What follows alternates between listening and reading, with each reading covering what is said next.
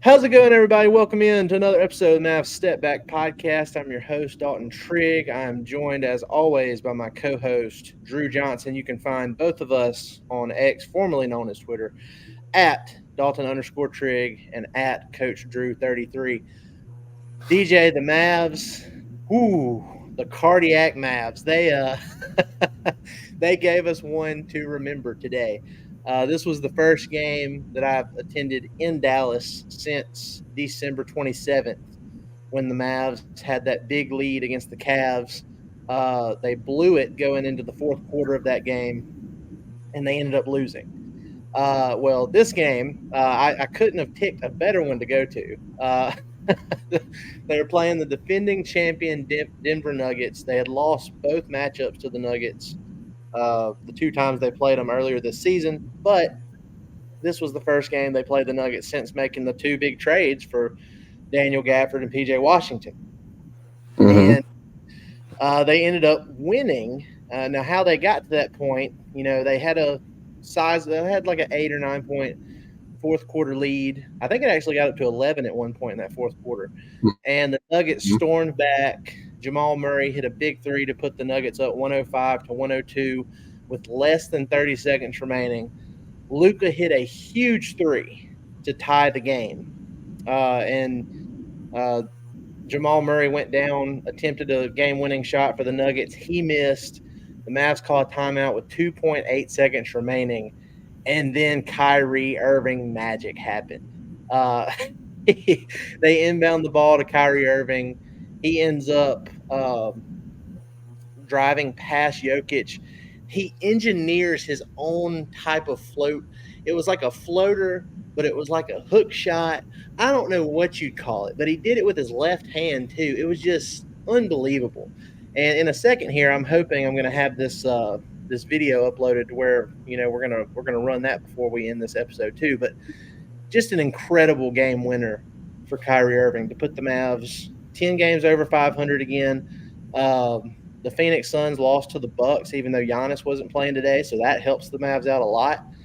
And they're right on the heels of the Sacramento Kings, and they control their own destiny there because they have two games coming up against the Kings here in the next week or so. So all in all, great stuff from that. You know what I'm most impressed about from this game, DJ? I'm looking at the overall percentages. The Mavs shot 42% overall in this game. They shot 25.7% from three, Mm-hmm. 66.7% from the free throw line, and they still beat the Nuggets. That's crazy. Yeah, what that was what are gonna, I mean, that was other going to than be. Kyrie Oh, being Kyrie, what are your initial takeaways from this game? I mean, again, the actual performance itself, from a statistical standpoint, is nothing that just jumps off the paper to you. We just found a way to win, and yeah, it helps whenever you have someone like Luka Doncic and Kyrie Irving, who are both capable of making big shots, and they've done so throughout their entire careers. But like you said, the shooting percentages didn't jump off the page at you. The biggest thing for me is, now if Coach Kidd plays his cards right, he has a new standard to hold his team to. We just took down the defending NBA champions. That means we are capable of playing at a championship caliber. There's no other way around Absolutely. it. Because again, we didn't do anything out of the ordinary. In fact, I would say that this performance statistically was on the lower end of the spectrum as far as what we're capable of doing. Oh yeah.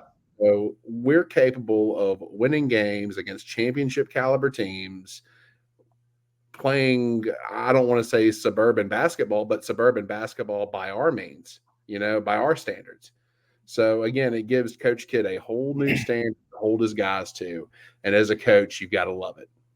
Well, one thing that I love, and I mean, obviously Luca and Kyrie did their thing. Luca had 37 points, 9 rebounds, only had 3 assists in this game, but that's not really his fault. Yeah. 2 steals, and he only shot 12 of 27 overall. Kyrie, 24 points, 7 rebounds, 9 assists, 3 steals. So your superstars did what they're going to do. Mm-hmm. Uh, my biggest takeaway from this game is that Daniel Gafford gives Nikola Jokic a little bit more of an issue than, in the past when Derek Lively wasn't playing and you had to play Dwight Powell. Well, because I look. we knew that was going to be the case whenever we made the addition of Daniel Gafford. I mean, it makes our post corpse that much deeper, that much bigger, most importantly.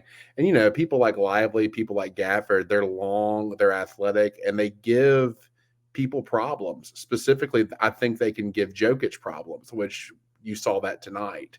So, Right. Say what you want about skill and say what you want about athleticism, but if you use your length and your athleticism the right way defensively, you can wreak havoc on people who are not as athletically gifted. And as much as I love Nikola Jokic and as good as he is, he's not overly athletic.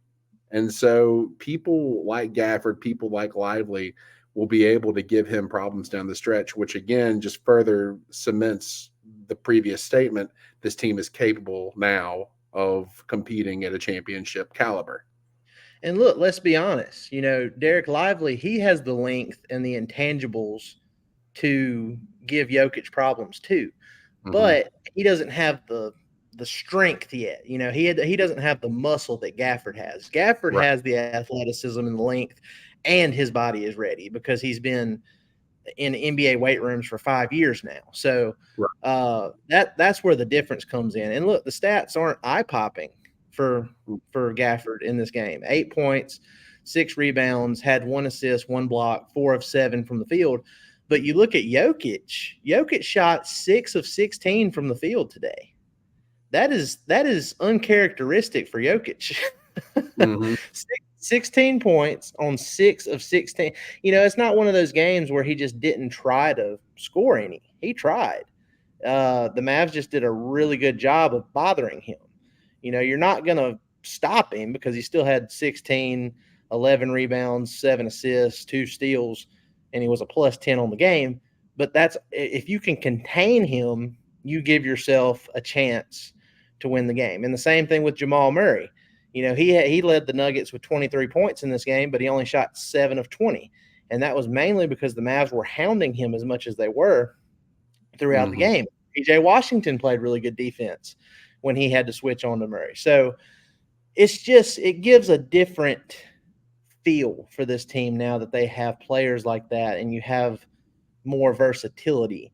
You have Luca and Kyrie doing their thing, and I feel like, if they can avoid the play-in tournament and you get into a postseason series against any of these teams that are ahead of them in the standings, I don't know if any of these teams want to see Dallas in a 7-game series. I don't know if you want to be staring across the other side, seeing Luca and Kyrie and saying, oh God, we have to contain them for 7 games and hope that PJ Washington doesn't shoot 2 of 10 from the field like he did today.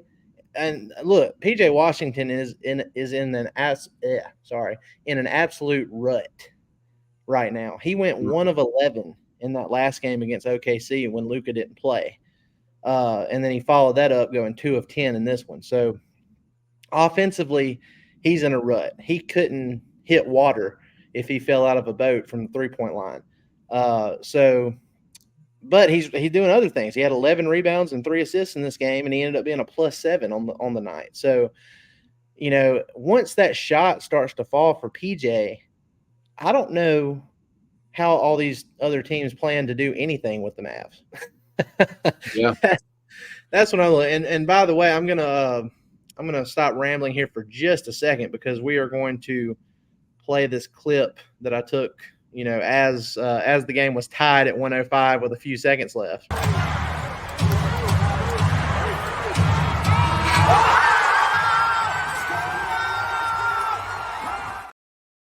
Okay, so just mayhem. Yeah.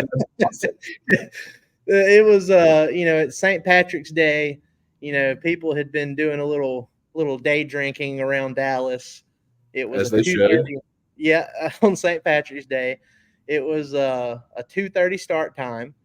So, everybody was excited to get to the game early and still have their full night ahead of them after it ended. And man, it was jam packed, and it felt like a playoff atmosphere at American Airlines Center. I haven't felt that way in AAC since back when the Mavs actually made a deep playoff run. Yeah. So, it was crazy in there, and that's hopefully a sign of what's to come because, like I said, you defeat the defending champs after having some adversity. You let an 11-point lead slip. They took the lead by 3 with less than a minute left, and you still find a way to get over the finish line. So, DJ, I have a couple other things I want to ask you, but before we do that, I do want to tell everybody about Prize Picks because right now, if you use our promo code STEPBACK, you can get up to $100 matched on your first deposit with Prize Picks, and it's tournament time. It's getting close to NBA playoff time. That's a little bit further down the line, but you can go make your prop picks on the NCAA tournament. The brackets just came out today, and me and you are going to be a part of a couple different groups ourselves. Oh yeah. Go try and make you a little extra money with Prize Picks. If you love daily fantasy sports, Prize Picks is the #1 daily fantasy sports app. So be sure to go download the Prize Picks app, and again, use our promo code STEPBACK for up to $100 matched on your first deposit. Okay, so DJ, huge, gigantic, monumental win for the Mavs today because you look at their schedule going down the pipe here. Now they play the San Antonio Spurs on Tuesday. The Spurs have no reason to win. I mean, the Wemby stuff has been great. They play him enough just to get him some experience, but the Spurs do not want to win that game. No. No, they're playing for a lottery pick now. I mean, correct. And honestly, I know this is a Mavs podcast, but if I'm the Spurs, I'm looking to get rid of a lot of people because the way that they've played with Wembanyama pisses me off. It would piss me off as a coach, but we could go all day about that. Now, and I mean, look, they might just do that too because after getting a feel for what Wembanyama actually is now, now you go into this offseason and you have several picks you can use in trades and stuff like that. So, we'll see how it goes with the Spurs, but that should be a win on Tuesday. And then Thursday, you play the Utah Jazz. And then that following Monday, you play the Utah Jazz again after several days of rest. Another team that it would they're not tanking as hard as the Spurs, but it would do them good if they lost those games because they're not making the play-in tournament. They're too far out of the range to do that at this point in the season. So that's 3 consecutive games coming up that the Mavs should win and should win handily, if they're healthy. And then after that, you have back-to-back games against the Sacramento Kings, which will be huge because the Mavs are only like let me pull up the actual standings here because I know Phoenix lost, so that puts us in the 7th spot. Okay, so we jumped from 8 to 7 ahead of the Suns, and we are tied with the Sacramento Kings because they're 38-28. And we are 39-29, but they're still ahead of us because we have one more loss than them. So percentage points does that. But we control our own destiny now because we hold the tiebreaker with the Suns. And if we win those 2 games against the Kings, you control the tiebreaker there too. So these next 4 games are crucial. And then depending on what the Kings do between now and then, maybe those Kings-Mavs games won't be as crucial as they would be if they were being played today. But regardless, that's going to be 2 huge games, and I'm really looking forward to how they approach those games because if you take care of business in that second Jazz game, which is on March 25th, you have to fly to Sacramento and play Sacramento on the second night of a back-to-back, but Sacramento is also going to be on the second night of a back-to-back. Mm-hmm. So I don't know, man. It's interesting. And once you get past those 2 Sacramento games, the rest of the schedule for the Mavs, you play the Rockets, you play Golden State, who's a shell of themselves. You play Atlanta, you play Golden State again, Houston again, Charlotte, at Miami versus Detroit for the second to last game of the season. and then you play the Oklahoma City Thunder for the last game of the season, and they might not even be playing their main guys for that one. They might have stuff locked up at the top of the West. So it's looking pretty favorable. The thing that concerns me, and I probably shouldn't be concerned about this, but the thing that concerns me is us overlooking the games that stand between now and those two Kings games. We cannot overlook Wembanyama. We cannot overlook the Jazz. These are pros. These are the best basketball players in the world. Anyone can beat anyone on any given night. We have to come in focused and locked in each and every game, because each and every game is crucial. So the most important game, in my opinion, is the next one, and it'll always be the next one. So I think, and I think those Jazz games worry me more than the Spurs do, because the last time they played the Spurs before the All-Star break happened, the Spurs jumped out to I think it was like a 13 or 14 point lead early, and the Mavs were just like, whoa, we we didn't expect that.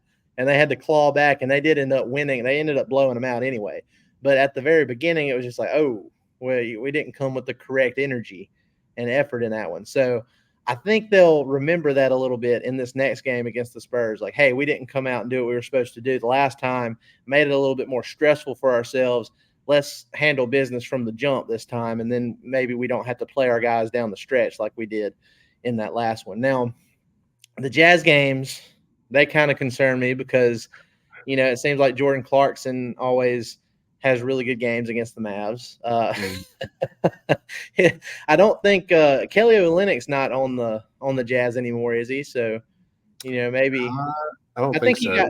I think he got traded, so we don't have to worry about Kelly Olynyk doing anything against the Mavs. But Lauri Markkanen, we'll see if he's playing in those games. Like I said, I mean, the Jazz are in a situation now to where they'd probably benefit more by losing games. Now, I don't think they're just going to, lose on purpose, but there is such thing as an organic tanking where you don't play your guys certain games.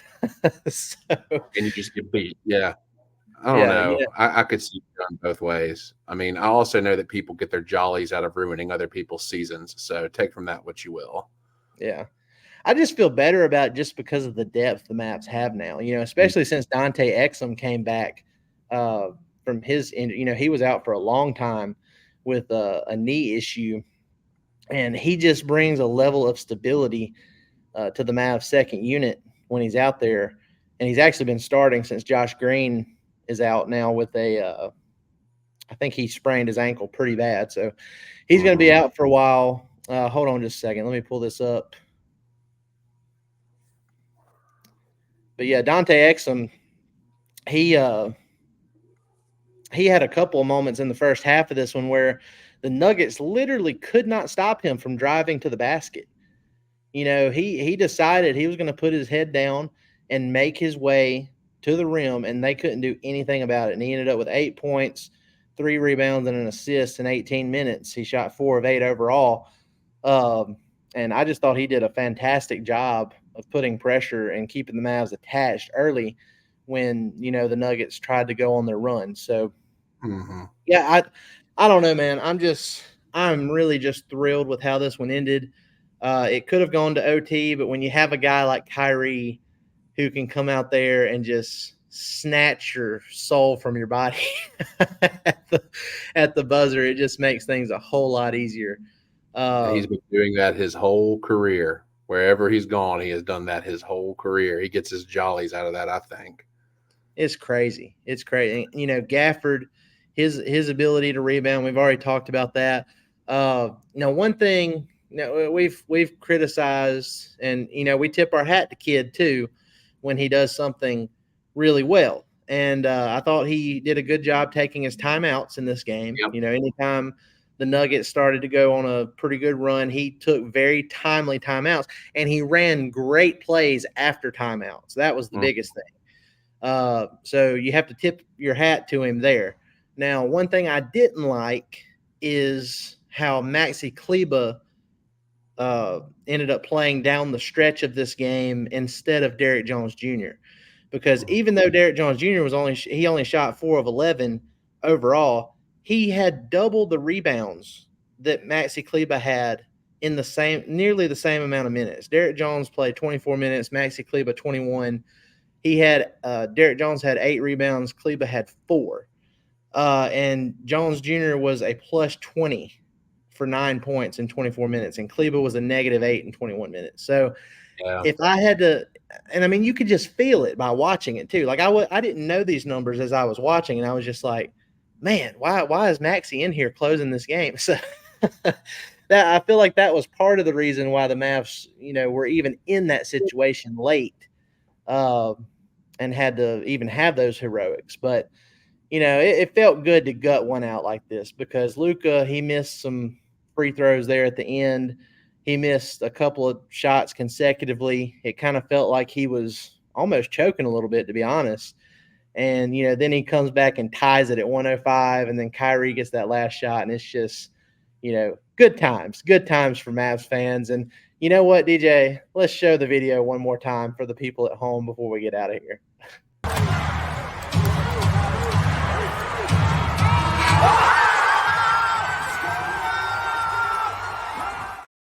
Okay, so how did you didn't throw your phone like sky high? Yeah, I had to hold on to it very, very tightly, and I felt like I was high for about the next hour and a half or so after that. Dude. Like my wife and I, we got back to my truck, and I was just sitting there like, "Yep, that adrenaline, dude." And what follows it is just a freaking crash. Like you're gonna sleep like a baby tonight. Yeah. Hey, I'm gonna sleep a lot better with that ending than if it had ended the opposite way. So, and we've been on 100%. our fair share of that side too. A few weeks ago when Max Strus hit that 60-footer to give the Cavs the win. So this is the basketball gods making up for it. Yeah, I hope we don't have a hangover next game. I mean, that's another thing that really concerns me. But I need to stop all this negative talk. We're going undefeated rest of the season. No more losses. Exactly. And No shout more out to losses. the people of Slovenia who, they to watch their guy Luca, they always have to stay up at absurd hours, with the normal start time of these games. But at these 2:30 start times, the really early start times, it's like prime time viewing for them over there. So Yeah. shout out to the Slovenians and getting to watch your guy, hit a clutch 3 and everything, and get to go to bed by a decent hour. So Shout out to the bars in Slovenia for being able to just operate under normal hours today. Yeah. Well, DJ, any more thoughts on this game before we head out of here? No, man. I mean, I would say it's the biggest win of the season. I would say that it opens a lot of eyes as to what we are actually capable of as a team. It's very encouraging that we didn't have to have just an out of this world performance from anybody for us to make this possible. We won it through defensive ability, most specifically from Gafford. And the thing about defense is it can be consistent on a nightly basis as long as the effort is consistent on a nightly basis. It can be contagious too. Yes. And if we can just continue down this towards this trend, I think it spells a lot of good things for the future for us. So if you had told me going into this day that the Nuggets would shoot 43% from 3 and the Mavs would shoot 25.7% from 3, miss 7 free throws, only shoot 42% overall, and the Mavs would still only give up 105 points to the Nuggets and win the game, I would have been like, well, that sounds like a dream to me. yeah, it sounds like a realistic scenario. Wouldn't have expected that. So just crazy stuff. And look, with the way the Mavs schedule is down the stretch, if they take care of business against these teams that they should beat, there's still a shot that they can get to that 50 win mark. And if they do that, if they climb out of this play-in tournament range, I think, Luca has a very good shot of winning his first league MVP award. Well, And, he freaking deserves it. Was that? He deserves it. I mean, he already deserves it, even considering, the whole thing could fall apart right now. And just given what he's averaged as an individual player, he deserves it. But I agree. ESPN want to Nicole, talk. Nikola Jokic agrees with that too because they asked him, I think it was either before or during the game about the MVP stuff, and he said, "Yeah, Luka's the MVP this Yeah, season." So that would be great. Now, obviously, that's not the real award that Luka is gunning for, but as far as like a historical context, winning a league MVP is a big deal. So we'll see. Luka is averaging numbers that have never been averaged together by a player ever in NBA history. So if you can't if you can't win MVP doing that, I'm not sure what you have to do to win MVP. And I don't. unfortunately, man, it's a lot of it is a popularity contest. Like we've seen this trend in the league in years past. For instance, I want to say it was like, I'm going to take it way back. I want to say it was like 2006. Whenever Steve Nash won the MVP over Kobe Bryant, who Yes. obviously deserved it that year, like there was no question. And unfortunately, it's a popularity contest. And unfortunately, if you're not a Mavs fan, a lot of people don't like Luca for whatever reason. Yeah. So Well, I think the numbers themselves are objective. Like I don't think you can. I mean, if you don't like him, you don't like him. That's fine. But if you take feelings out of it and you just look yeah, at what the guy is producing, I mean, it's a no brainer to me. And no, it's apparently, absolutely. And I'm gonna tell you what, Luca has a similar thing going on for him that Kobe Bryant had going on. Whenever Kobe was playing, Kobe had so many people that hated him, but that as soon as he retired, he's like a god. All right. He yeah, was like a god upon retirement. And that's exactly what's going to happen with Luca, too. I just wish that you know, people would appreciate him now because what we're seeing has never been done before. and I feel like a part of me, like I would love for Luca to win MVP. I think he Mhm. deserves it with his play. But there's a small part of me that thinks if he doesn't win MVP, and he ends up going into the postseason with that kind of chip on his shoulder. It's like, oh well, I averaged all this, did all this, and still didn't win MVP. Well, fine, let me go out there and try to win a Finals MVP. Yeah. And that's the one that really matters. Let's be honest. That's the one Yeah, we all want. So, exactly. and a Well, motivated Luca would be absolutely terrifying in the playoffs. it was a fun day. It was great. As soon at the beginning of the game, I forgot if I told you this or not, but when you see Patrick Mahomes walk by and go Oh, sit down on the front row. And then you see that's Dirk cool. not too long behind him and both of those dudes are sitting on the front row. You figure the vibes are pretty good for a win. So That's shout out to awesome. Patrick Mahomes and Dirk. Were they But sitting by each other? they weren't by each other, but they were pretty Oh, close. They were gotcha. they were maybe 4 or 5 seats away from each other. But it was pretty cool. Patrick was just walking in front, and I was just like, that looks like Patrick. That is Patrick Mahomes. That's too funny. But pretty cool stuff. But guys, look, we appreciate y'all coming in and listening to us every single week. We appreciate all the follows, all the subscribes, all the likes, all the comments on the YouTube videos. Continue to do that. Subscribe on all your favorite platforms. Hit that subscribe button on YouTube. As always, leave your comments as well because we like to hear from you guys too. So appreciate it, y'all. Y'all have a great rest of your Sunday and have a great week coming up. We'll see you next Thanks, time. guys.